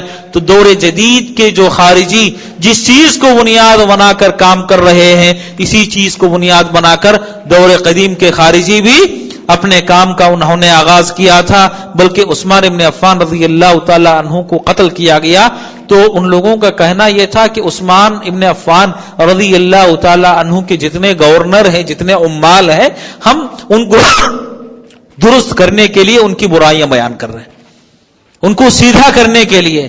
اور حاکم کی برائی اگر کوئی دیکھتا ہے تو اسی صورت میں علی العنان سارے لوگوں کے سامنے اس کی برائی بیان نہیں کی جائے گی، بلکہ اہل سنت والجماعت کا منہج یہ ہے کہ تنہائی میں اس کو نصیحت کی جائے، تنہائی میں اس کو سمجھایا جائے. شیخ بن باز رحمہ اللہ سے کہا گیا کہ کیا آپ حکام کو کبھی نصیحت کرتے ہیں؟ تو شیخ بن باز رحمہ اللہ نے کہا کہ کیا میں تمہیں بتا کر حکام کو نصیحت کروں؟ حکام کو نصیحت کرنے سے پہلے کیا میں تمہیں بتا کر نصیحت کروں؟ یہ فریضہ تو ہم تنہائی میں انجام دیتے ہیں، تنہائی میں نصیحت کرتے ہیں. اور اب یہ بات بھی یاد رکھ لیں، تنہائی میں جتنے اخلاص کے ساتھ نصیحت کا کام کیا جائے گا اتنا ہی زیادہ اس بات کا اثر بھی ہوگا، اتنا ہی زیادہ اس بات کا اثر بھی پایا جائے گا. لہذا جو کام خارجی سابق دور میں انجام دیتے تھے اسی کو بنیاد بنا کر دور حاضر میں انجام دیتے ہیں. اسی لیے ان پر حکم لگایا گیا کہ یہ لوگ خارجی ہیں. ایک اور وجہ جس کی بنیاد پر دور حاضر کی جو جماعتیں ہیں میدان میں ان کو خارجی کہا جاتا ہے، اس قسم کی جماعتوں کو خوارج. جب علی بن ابی طالب رضی اللہ تعالی عنہ کے خلاف ان کا ظہور ہوا، یہ نکلے، تو انہوں نے اپنا جو کام ہے اس کو سب سے بڑا فریضہ کہا کہ ہم جو جہاد کر رہے ہیں مسلمانوں کے خلاف یہ سب سے بڑا فریضہ ہے، سب سے زیادہ اجر کا، سب سے زیادہ ثواب کا کام ہے. اس سے بڑھ کر کوئی فریضہ نہیں ہو سکتا، کوئی بڑا کام نہیں ہو سکتا. دور جدید میں جو جماعتیں جہاد کے نام پر یہ کام کر رہی ہے، مسلمانوں کے خلاف لڑ رہی ہے، ان کا بھی یہی کہنا ہے کہ سب سے بڑا فریضہ اللہ تعالیٰ کے دین کو دنیا میں قائم کرنا، اللہ کی حکومت قائم کرنا، اور جو برے لوگ پائے جاتے ہیں ان کو ختم کرنا یہ سب سے بڑا ثواب کا کام ہے.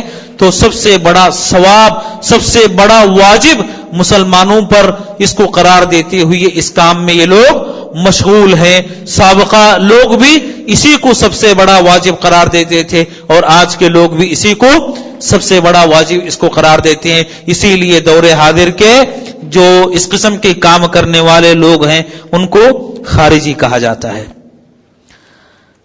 ایک اور وجہ جس کی بنیاد پر دور حاضر کے بعض جماعتوں کو خارجی کہا گیا، ان کا جو مقصد ہے حقیقت میں یہ دین قائم کرنا نہیں ہے بلکہ لوگوں کے مال کو ہڑپ کرنا ہے. مقصد دنیا ہے، مقصد دین نہیں ہے. اور یہی مقصد کس کا تھا؟ سابق میں جو خارجی تھے یہی مقصد ان کا بھی تھا. ایک شخص آیا حسن بصری رحمہ اللہ کے پاس. خارجی جب ظاہر ہوئے تو حسن بصری سے کسی نے کہا کہ آپ اس جماعت میں کیوں شامل نہیں ہوتے، اس گروہ میں کیوں شریک نہیں ہوتے؟ حسن بصری رحمہ اللہ نے کہا کہ اس جماعت میں میں کیوں شامل ہو جاؤں، کیوں شریک ہوں، کیا وجہ ہے جس کی بنیاد پر مجھے شریک ہونا چاہیے؟ وہ آدمی کہتا ہے، وہ شخص جواب دیتا ہے، اگر آپ اس جماعت میں شامل ہو جائیں تو اللہ کا دین عام ہوگا، اللہ کے دین کا غلبہ ہوگا. حسن بصری رحمہ اللہ جواب دیتے ہیں، فرماتے ہیں، کہتے ہیں کہ کیا مسلمان حاکموں نے تمہیں نماز پڑھنے سے روکا ہے؟ کہا نہیں. پوچھا کیا حج کرنے سے منع کیا ہے؟ کہا نہیں. حسن بصری نے پھر سوال کیا زکات دینے سے منع کیا ہے؟ کہا نہیں. پھر کہا ماہ رمضان کے روزے رکھنے سے منع کیا ہے؟ کہا نہیں. کہا ذاتی زندگی میں دین پر عمل کرو، کیا حکام نے اس سے روکا ہے؟ کہا نہیں. تو حسن بصری رحمہ اللہ نے کہا جب ان چیزوں سے مسلمان حاکموں نے تم کو منع نہیں کیا، نماز پڑھنے سے، روزہ رکھنے سے، زکات دینے سے، حج کرنے سے، ذاتی زندگی میں دین پر عمل کرنے سے، تو اس جماعت کے نکلنے کا جو مقصد ہے وہ کیا ہے؟ مال، دنیا داری. حاکموں نے مال کو اپنے حساب سے تقسیم کرنا شروع کر دیا ہے اور جیسے یہ لوگ چاہتے ہیں ویسے مال وہ تقسیم نہیں کرتے. اسی لیے مال کی بنیاد پر ان لوگوں نے اپنی جماعت بنائی ہے اور مال حاصل کرنے کے لیے، منصب پانے کے لیے، وظیفہ طلب کرنے کے لیے ان لوگوں نے کیا ہے؟ مسلمانوں سے لڑنے کو اپنا وتیرہ بنایا ہے. اس حدیث پر بھی غور کیجئے جس حدیث میں اللہ کے نبی علیہ السلام پر اعتراض کیا گیا تھا. آپ صلی اللہ علیہ وسلم پر کبھی اعتراض نہیں کیا گیا آپ کی زندگی میں. اعتراض کب ہوا؟ مال غنیمت آپ صلی اللہ علیہ وسلم تقسیم کر رہے تھے، مال غنیمت بانٹ رہے تھے. تو مال غنیمت بانٹتے ہوئے، تقسیم کرتے ہوئے نبی صلی اللہ علیہ وسلم سے خارجی کہتا ہے اعدل یا محمد، اے محمد صلی اللہ علیہ وسلم آپ انصاف سے کام لیجئے، آپ انصاف کیجئے. اللہ کے نبی علیہ السلام نے کہا وہی حق، برباد ہو جاؤ تم، اگر میں انصاف نہیں کروں گا تو دنیا میں کون اور انصاف کرے گا، کون انصاف سے کام لے گا؟ تو جو سب سے پہلا اعتراض پیارے رسول صلی اللہ علیہ وسلم کی زندگی میں کیا گیا کہ اعتراض کس کی وجہ سے؟ مال کی وجہ سے. ان کا نکلنا، ان کا خروج کرنا کس کی وجہ سے ہے؟ مال کی وجہ سے. دور جدید کے آپ خوارج کا ذرا جائزہ لے لیں، آپ دیکھیں گے کہ داعش یا آئی ایس میں جو کام کرنے والے عمال ہیں، جتنی تنخواہیں یہ اس جماعت میں شامل ہونے والوں کو دیتے ہیں، شاید دنیا کی کوئی کمپنی اتنی بڑی تنخواہ، اتنا بڑا جو ہے مال اور دولت کے اسباب جو ہے شاید دنیا کی بڑی سے بڑی کمپنی بھی اپنے ہاں کام کرنے والوں کو نہیں دیتی ہے. بلکہ ابھی قریب کی خبر ہے، قریب میں، کہ کمپیوٹر کے جو مطلب انجینئر، سافٹ ویئر جو انجینئر پائے جاتے ہیں، اس میں ماہر آدمی کے لیے ان لوگوں نے جو پیشکش کی ہے، 1 ماہ میں 1 مہینے کی تنخواہ اس کے لیے جو آفر دیا گیا $1,00,000، $1,00,000۔ آپ تصور کریں کہ کیا دنیا کی بڑی سے بڑی کمپنی یہ آفر دے سکتی ہے، پیش کر سکتی ہے؟ جتنے کام کرنے والے لوگ ہیں، جتنے ان کی طرف سے لڑنے والے لوگ ہیں یا ان کے پاس کام کرنے والے لوگ ہیں، وہ سارے کے سارے مال اور دولت کی لالچ میں، مال اور دولت کے، دنیا کے چند چیزیں حاصل کرنے کے لیے یہ لوگ اس میں شامل ہوئے ہیں۔ اور یہ بھی چیز اب غور کر کے دیکھ لیں کہ آسانی کے ساتھ اس جماعت میں داخل ہونے والے کی شادی ہو جاتی ہے۔ بہت ساری ایسی بھی آپ کو ملیں گے سابقہ خوارج میں، جو ایک صفت بیان کی گئی ہے سابقہ خارجیوں کی، کہ یہ لوگ خروج کرنے کے بعد، صحابہ کے خلاف اور حکام کے خلاف خروج کرنے کے بعد، جب ان کی عورتوں کو قیدی بنا لیتے تھے تو عورتیں پاک ہونے سے پہلے، رحم کی صفائی سے پہلے، یہ معلوم ہونے سے پہلے کہ اپنے سابقہ شوہر سے کہیں حالت حمل میں تو نہیں ہے یہ عورت، کہیں حمل تو نہیں ٹھہرا، یہ معلوم کرنے سے پہلے وہ لوگ خارجی عورتوں سے نکاح کیا کرتے تھے، عورتوں سے شادی کیا کرتے تھے۔ اور اس بات کی صراحت مورخین نے کی ہے، تابعین نے اس بات کو بیان کیا ہے۔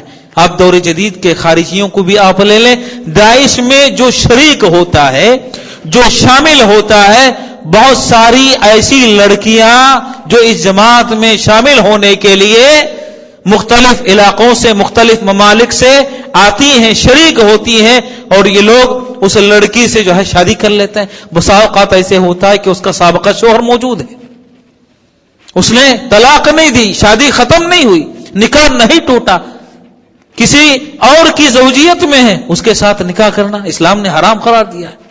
لیکن اس حرام کام کا ارتکاب دور جدید کے خارجی انجام دیتے ہیں۔ تو یہ بھی مشابہت، یہ بھی مماثلت سابقہ خارجی اور دور جدید کے خارجیوں میں پائی جاتی ہے۔ اسی لیے علماء نے اس جماعت کو یا اس گروہ کو جو ہے خارجی جماعت سے یا خارجی گروہ سے جو ہے تعبیر کیا ہے۔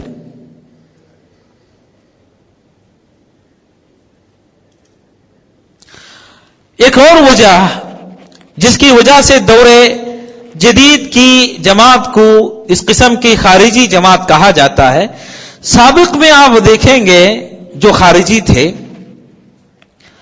بسا اوقات اگر 2 خارجیوں کے درمیان چھوٹا موٹا اختلاف بھی ہو جائے، تو اگر چھوٹے موٹے کسی مسئلے پر بھی آپس میں یہ لڑ پڑے، تو ایسی صورت میں ایک دوسرے کے خون کے پیاسے ہو جاتے اور ایک دوسرے کو مارنے پر یہ تلاتے تھے، ایک دوسرے کو مارنے کی کوشش کرتے اور لازماً ایک آدمی دوسرے کو کیا کر دیتا؟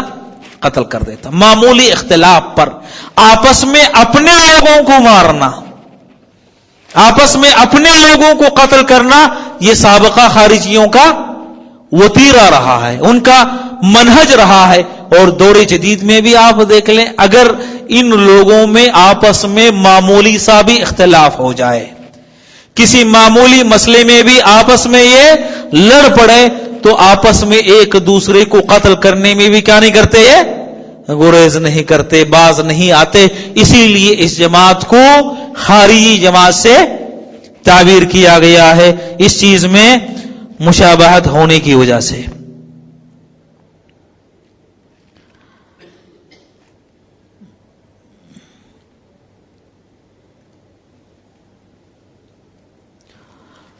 ایک اور وجہ جس کی بنیاد پر دور حاضر کی جو اس قسم کی جماعتیں ہیں ان کو خارجی کہا جاتا ہے، کہ سابق میں افراد پر نہیں بلکہ مسلم سوسائٹی پر کفر کا حکم لگانا۔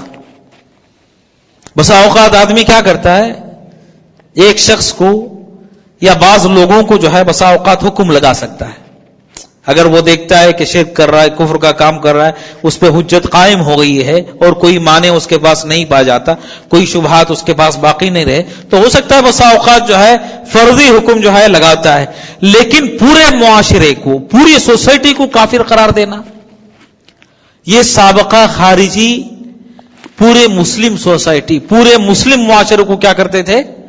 کافر قرار دیتے تھے، اور کہتے تھے کہ ساری سوسائٹی کافر ہے، سارے لوگ کافر ہیں۔ اور دور حاضر کے جو جدید خوارج ہیں، اس کا بھی آپ جائزہ لے لیں کہ یہ سارے کے سارے پوری سوسائٹی، مسلم سوسائٹی کو کیا قرار دیتے ہیں؟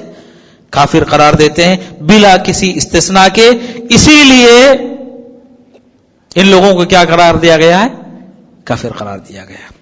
ایک اور وجہ جس کی وجہ سے اس کو خارجی کہا جاتا ہے، اللہ کے نبی علیہ السلام نے اپنے ایک حدیث میں کہا کہ جب تم کسی کو قتل کرو، اگر کسی کا قتل کرنا جائز ہے، کسی کو قتل کرو تو اچھے انداز میں قتل کرو، اچھے انداز میں مارو، حتیٰ کہ جانور کو اگر ذبح کرنا ہے تو اس انداز میں ذبح کرنا ہے کہ جانور کو کم سے کم تکلیف ہو۔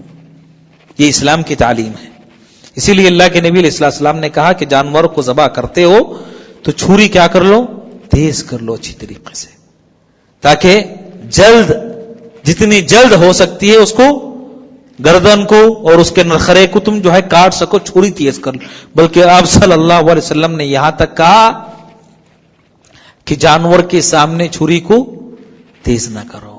یہ اسلام کی کچھ تعلیمات ہیں، بے شمار جو ہے تعلیمات اس قسم کی اسلام میں پائی جاتی ہیں۔ آپ دیکھتے ہیں کہ سابق میں جو خارجی تھے، جب کسی انسان کو قتل کرتے تو بہت بدترین حالت میں، بدترین قتل، جو مشکل صورت ہو سکتی ہے قتل کرنے کی، جس میں انسان کو زیادہ سے زیادہ تکلیف ہو، قتل کرنے کے لیے وہ انداز اپنایا کرتے تھے، وہ انداز اختیار کیا کرتے تھے۔ اور دور حاضر کے جو جدید خوارج ہیں، آپ ان کو دیکھ لیں کہ مشکل ترین جو قتل ہو سکتا ہے، جس میں زیادہ سے زیادہ انسان کو کیا ہے؟ عذاب میں، تکلیف میں مبتلا کیا جائے، وہ انداز قتل کرنے کے لیے کیا کرتے ہیں؟ اختیار کرتے ہیں۔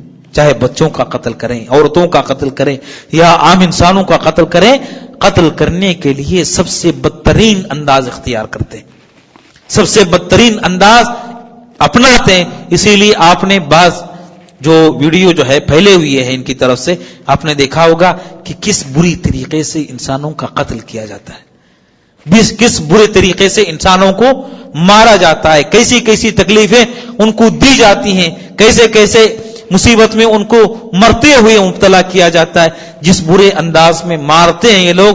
یہ طریقہ کس کا؟ سابقہ خارجیوں کا رہا ہے، جیسے کہ ابن جریر کے حوالے سے میں نے بیان کیا۔ ابن جریر رحمہ اللہ نے ان کے اوصاف بیان کرتے ہوئے کہا تھا کہ یہ جو ہے عورتوں کو اور بچوں کو مارتے ہیں، اور بہت بری طرح مارتے ہیں، بری طرح قتل کرتے ہیں، بچوں، عورتوں اور بوڑھوں کو اسی انداز میں دور جدید کے جو ہے خوارج کیا کرتے ہیں؟ قتل کرتے ہیں۔ عبداللہ ابن خباب رضی اللہ تعالیٰ عنہ کی لونڈی کو قتل کر دیا تو ان کے پیٹ کو کیا کر دیا؟ چیر دیا۔ یہ جو قتل کا انداز ہے، یہ قتل کا جو طریقہ ہے، دور جدید کے خارجی اور دور قدیم کے خارجی دونوں اس پر متفق ہیں۔ اسی لیے علماء نے اس کو کیا قرار دیا ہے؟ خارجی قرار دیا ہے۔ تو یہ کچھ جو ہے وجوہات تھی جس کی بنیاد پر ان لوگوں کو جو ہے خارجی کہا گیا ہے، اور خارجیوں میں جو ہے اس جماعت کا جو ہے شمار کیا گیا ہے۔ کہنے کا مقصد یہ ہے کہ جتنی جماعتیں ہیں یہ سارے کے سارے اس بیماری میں مبتلا ہوتی ہیں۔ سب سے پہلی بات جہالت کی وجہ سے، دین سے جہالت، دین سے لا علمی، کتاب و سنت کے جو سمجھنے کا جو طریقہ ہے، فہم صحابہ، اس سے لا علمی اور اس سے دوری کے نتیجے میں انسان اس قسم کی فکر میں، اس قسم کے سوچ میں اور اس قسم کی جماعتوں میں جو ہے شامل ہوتا ہے اور ان کے ساتھ شریک ہوتا ہے۔ میں خصوصاً درخواست کرنا چاہتا ہوں آج کے نوجوانوں سے کہ نوجوان ظاہری شکل اور صورت سے دھوکہ نہ کھائیں۔ جس انداز میں اپنی تعلیمات کو پیش کرتے ہیں اور خاص طور سے انگریزی زبان میں جس قسم سے انہوں نے اپنے سوچ کو اپنے فکر کو انٹرنیٹ کے ذریعے نوجوانوں کو متاثر کرنے کے لیے پیش کیا ہے، اگر ایک معمولی کم پڑھا لکھا نوجوان دین سے دور نوجوان اگر ان کتابوں کا آپ مطالعہ کر لیں تو میرے محترم مسلمان دوستو اس کا گمراہ ہونا یقینی ہے۔ اسی لیے آپ انٹرنیٹ پر زیادہ اعتماد نہ کریں، انٹرنیٹ سے دین کو سیکھنے کی کوشش نہ کریں۔ دین کو سیکھنے اور سکھانے کا طریقہ سب سے بہترین طریقہ کہ علماء کے سامنے آپ حاضر ہوں، جن کے علم جن کے دین پر آپ بھروسہ کر سکتے ہو اور جن پر آپ کو اعتماد ہو، ان کے سامنے آئیں، ان کے سامنے بیٹھیں، ان سے دین سیکھنے کی کوشش کریں۔ اسی طریقے سے اپنے آپ کو ان فتنوں سے دور رکھ سکتے ہیں اور بچا سکتے ہیں، اور خصوصاً اس فکر کو پیش کرنے والی جو کتابیں ہیں اس فکر کو پیش کرنے والی کتابوں سے اپنے آپ کو بچائے رکھیں۔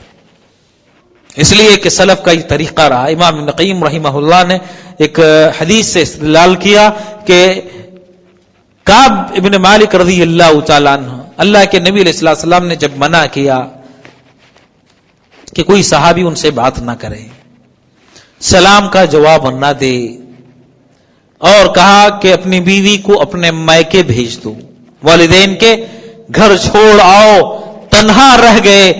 ایسی تنہائی کے عالم میں جب اللہ تعالیٰ نے قرآن مجید میں کہا کہ ان پر زمین کشادہ ہونے کے باوجود تنگ ہو گئی، اس عالم میں غسان کا بادشاہ خط لکھتا ہے کعب بن مالک رضی اللہ تعالی عنہ کے پاس کہ ہم نے سنا ہے آپ کے نبی نے آپ کے ساتھ انتہائی برا سلوک کیا ہے، بات چیت سے منع کیا گیا ہے، بیوی سے دوری اختیار کرنے کا حکم دیا گیا ہے، سلام سے روکا گیا ہے، آپ ہمارے پاس آ جائیں، ہم اپنی آدھی بادشاہت دینے کے لیے تیار ہیں۔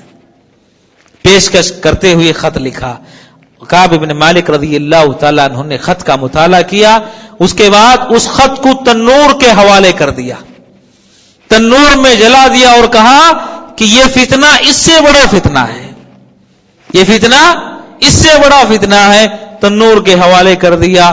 اس حدیث سے استدلال کرتے ہوئے امام ابن قیم رحمہ اللہ کہتے ہیں کہ اس قسم کی جو کتابیں ہیں، اس فکر کو عام کرنے والی، بدعات کو رواج دینے والے، شرک کو پھیلانے والی جتنی کتابیں ہیں اس کو چاہیے کہ ان کو جو ہے آگ کے حوالے کر دیا جائے، جلا دیا جائے، تاکہ مسلمان اس فتنے سے کیا ہے اپنے آپ کو محفوظ رکھ سکے، اپنے آپ کو بچا سکے۔ تو مسلمان نوجوان اس فکر سے اپنے آپ کو بچانے کے لیے ان کی کتابیں، ان کا جو لٹریچر ہے، اور ساتھ میں ویب سائٹ کے ذریعے جو فکر اپنی وہ پیش کرتے ہیں، ان سے اپنے آپ کو بچانے اور ان سے اپنے آپ کو دور رکھنے کی ضرورت ہے، علم کو عام کرنے کی ضرورت ہے، کیونکہ ساری چیزیں جہالت کی وجہ سے واقع ہوتی ہیں۔ اللہ تعالیٰ سے دعا ہے کہ اللہ تعالیٰ ہم تمام مسلمانوں کو غلط فکر، غلط جو سوچ ہے اس کو پہچاننے اور اپنے آپ کو اس سے بچانے کی توفیق عطا فرمائے۔ جب تک زندہ رکھے اللہ تعالیٰ صحیح منہج اور صحیح عقیدے پر برقرار رکھے، اللہ تعالیٰ موت عطا فرمائے تو توحید اور ایمان پر موت عطا فرمائے، اللہ تعالیٰ حسن خاتمہ نصیب فرمائے، برے خاتمے سے محفوظ رکھے۔